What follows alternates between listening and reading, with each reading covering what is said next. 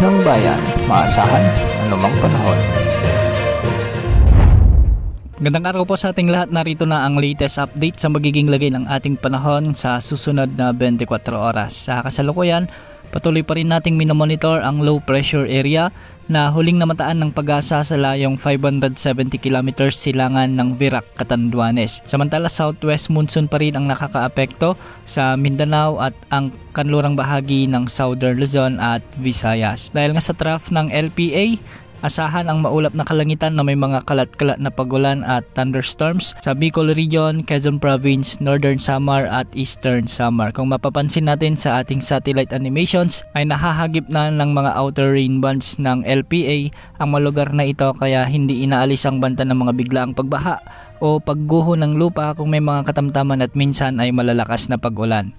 Samantala, umiiral muli ang habagat o southwest monsoon sa buong Mindanao, sa kanlurang bahagi ng Visayas, sa may Negros Island region kasama na ang Palawan. Kaya magiging bahagyang maulap hanggang sa maulap ang mga kalangitan na may mga isolated rain showers and thunderstorms. Posible rin ang banta ng mga flash floods o biglang pagbaha o pagguho ng lupa kung may mga umiiral na severe thunderstorms.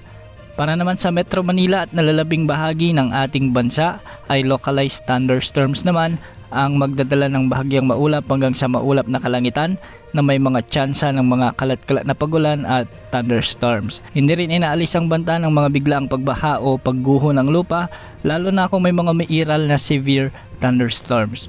Para naman sa lagay ng mga pag-alon sa ating mga karagatan ay asahan naman ang mula 0.6 hanggang 2.5 meters sa mga baybaying sakop ng eastern sections ng Luzon at Visayas. Para naman sa nalalabing baybayin ng bansa ay posible ang mga pag-alon hanggang 2.1 meters. Nananatiling mababa ang tsansa ng LPA na lumakas bilang bagyo sa susunod na 24 oras ayon ito sa latest update mula sa Pag-asa. Huli itong namataan sa layong 575 kilometers silangan ng Virac, Catanduanes, at base sa forecast track nito ay kikilos ito ng hilagang kanluran sa mga susunod na araw at bagya itong lalapit sa bahagi o sa silangan ng Northern Luzon.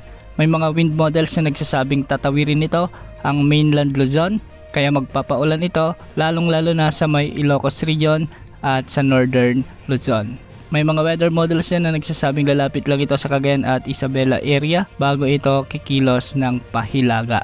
Hindi man ito lalakas bilang bagyo, hahatakin naman muli nito ang habagat na magdadala muli ng mga pagulan sa Southern Luzon, Central Luzon, Metro Manila kasama na ang ilang bahagi ng Ilocos region. At kung sakali man na lumakas bilang bagyo, tatawagin ito bilang bagyong Fabian, ang ika-6 na bagyo ngayong taon sa loob ng ating area of responsibility. Yan muna ang latest update sa lagay ng ating panahon. Ito po ang weather update ng bayan, maasahan anumang panahon.